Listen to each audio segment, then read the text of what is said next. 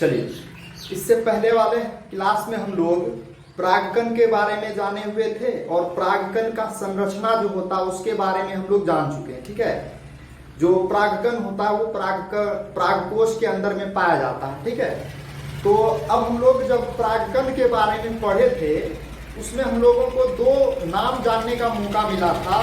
वो दो नाम क्या था आपका?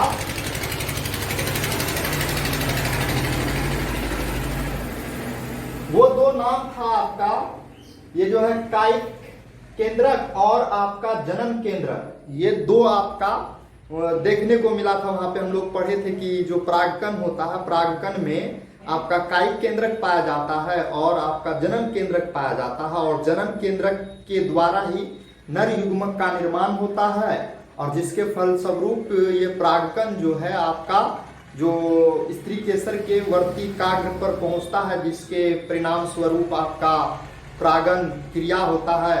और तो यहाँ पे हम लोगों को उसी से रिलेटेड आगे जानना है। तो बताया गया है कि ये जो आपका कायिक कोशिका, वेजिटेटिव सेल, कायिक कोशिका यानी कि वेजिटेटिव सेल क्या होता है, कैसा होता है? तो कायिक कोशिका का जो होता है केंद्रक वो गोलाकार होता है।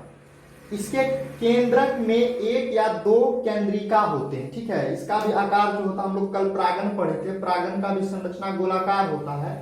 इसमें आपका इस प्रकार का दो आकृति पाया जाता है। ठीक है, एक आपका जो बड़ा वाला होता है वो आपका कायिक कोशिका यानी कि कायिक केंद्रक होता है, और ये जो है आपका जनन केंद्रक होता है। ठीक है, तो ये दोनों ही जब यहाँ पे बताया गया है कि जो परागकण होता है, हम लोग पढ़ेंगे, जो परागकण का केंद्रक विभाजन द्वारा एक बड़ा कायिक केंद्रक और एक छोटा जनन केंद्रक, जो इसमें आपका परागकण होता है, ठीक है, उस परागकण में एक केंद्रक पाया जाता है, और वही केंद्रक क्या होता है, साधारण विभाजन करता है, और विभाजन करके आपका एक बड़ा केंद्रक बनाता है, एक छोटा केंद्रक बनाता है। जो बड़ा केंद्रक होता है उसको हम लोग कायिक केंद्रक कहते हैं, और जो छोटा केंद्रक होता है उसको हम लोग जनन केंद्रक कहते हैं। और ये दोनों ही जनन केंद्रक और कायिक केंद्रक के बीच में एक भित्ति पाई जाती है यहाँ पर।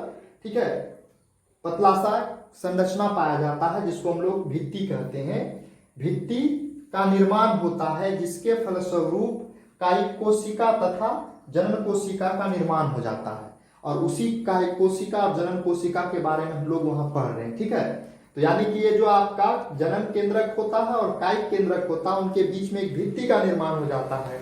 ठीक है, और भित्ति का निर्माण होने के बाद क्या होता है, एक आपका कायिक कोशिका का निर्माण कर लेता है और एक दूसरा जनन कोशिका का निर्माण कर लेता है। तो ये जो कायिक कोशिका है उसमें जो केंद्रक पाया जाता है, केंद्रक में एक या एक से अधिक केंद्रिका, ठीक है, होती है, और इसमें क्रोमेटिन पदार्थ कम सघन होता है। यानी कि जो केंद्रक होता है कायिक कोशिका का, तो उसमें जो क्रोमेटिन पदार्थ होता है, इसके बारे में हम लोग पहले भी पढ़ चुके हैं कई बार। तो क्रोमेटिन पदार्थ जो होता है, ये क्रोमेटिन पदार्थ कम सघन मात्रा में पाया जाता है। कम सघन का मतलब जो है वो कहीं कहीं पाया जाता है, मतलब एक दूसरे से बहुत ही घना नहीं पाया जाता है। सघन का मतलब आपका एक दूसरे से सटा हुआ नहीं पाया जाता है, विरल होता है एक तरीके से, दूर दूर में। ठीक है, तथा इसमें आरएनए तथा प्रोटीन प्रचुर मात्रा में पाए जाते हैं। ये जो कायिक कोशिका है, कायिक कोशिका का जो कोशिका द्रव्य होगा, ठीक, और उसमें जो केंद्रक पाया जाता है, केंद्रक में ही आपका प्रोटीन भी पाया जाता है, आरएनए भी आपका प्रचुर मात्रा में होता है, और इसमें जो हो डीएनए भी संश्लेषित हो सकता है, लेकिन डीएनए जो है वो विभाजन नहीं कर पाता है। फिर आगे बताया गया है आपका जनन कोशिका, जेनेरेटिव सेल। तो इनका भी आकार जो है गोलाकार होता है, लेकिन इनका आकार जो है वो मतलब बदलते रहता है, वृद्धि करते रहता है। ठीक है, जो जनन कोशिका होता है आपका, इसके केंद्रक में क्रोमेटिन पदार्थ जो होता है वो अधिक सघन होते हैं। यानी कि जो केंद्रक होगा उसमें आपका जो क्रोमेटिन पदार्थ होता है, वो क्रोमेटिन पदार्थ बहुत ही एकदम एक दूसरे के साथ चिपका हुआ रहता है, यानी कि अधिक सघन रहता है, इसीलिए लिखा गया है। और ये आपका कायिक कोशिका और जनन कोशिका दोनों की कोशिकाओं के जो आपका कोशिका द्रव्य होता है, कोशिका द्रव्य मतलब समझ में आ रहा है आप लोगों को, ये जो आपका मान लीजिए कि ये आपका कोई कोशिका है तो कोशिका के अंदर का टोटल वाला भाग कोशिका दर्ग कहलाता है। इस कोशिका दर्ग में माइटोकॉन्ड्रिया, राइबोसोम, जिटियोसोम आदि कई कोश यानी कि और भी संरचनाएं होती हैं। वे सभी संरचनाएं जो होती है इन कोशिकाओं के कोशिका दर्ग में प्रेजेंट होता है, उपस्थित होता है। अब हम लोग देखेंगे नर युग्मक। तो नर युग्मक का जो निर्माण होता है वो कहाँ होता है? तो नर युग्मक का जो निर्माण होता है इसका निर्माण जनन कोशिका में सूत्री विभाजन के द्वारा होता है। जो जनन कोशिका होता है जो परागकण का, उस जनन कोशिका में समसूत्री विभाजन बोली या सूत्री विभाजन के फलस्वरूप आपका नर युग्मक का निर्माण हो जाता है।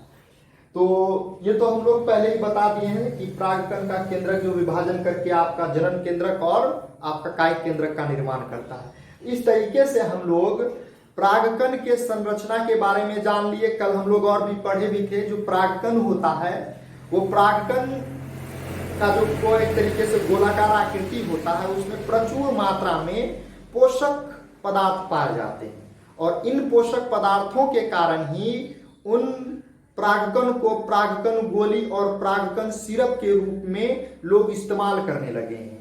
और उसमें पोषक पदार्थ प्रचुर मात्रा में होने के कारण जो रनर होते हैं, धावक होते हैं, वो इस्तेमाल करते हैं। जो दौड़ने वाला घोड़ा होता है उसे दिया जाता है, जिससे कि उस व्यक्ति का जो रनर करने वाला व्यक्ति होता है या आम व्यक्ति जो होता है उसके कार्य क्षमता में एक तरीके से बहुत ही ज्यादा शक्ति, एनर्जी उत्पन्न करता है। तो इस कारण से लोग परागकण का जो गोली होता है उसको खाते भी हैं। ये पश्चिमी देशों में ऐसा पाया जाता है, ठीक है। वहां पर बहुत ही ज्यादा बाजार में बिकने लगा। जैसे हम लोग फीवर का गोली खाते हैं उसी तरीके से परागकण का गोली आता है और वे गोली जो है आपका मनुष्य खाता है अपने पोषक विटामिन को शरीर में पूरा करने के लिए। तो उस तरीके से हम लोग पूरे के पूरे परागकण के बारे में जान लिए, परागकण के संरचना के बारे में जान लिए, जिसमें कि आपका कायिक कोशिका और जनन कोशिका आता था, उसके भी बारे में हम लोग जान ही लिए एक तरीके से। अब हम लोग नेक्स्ट क्लास में हम लोग अब जो आपका स्त्री केसर होता है उसके बारे में पढ़ेंगे और उसके संरचनाओं के बारे में हम लोग क्या करेंगे, जानेंगे एक एक करके, ठीक है।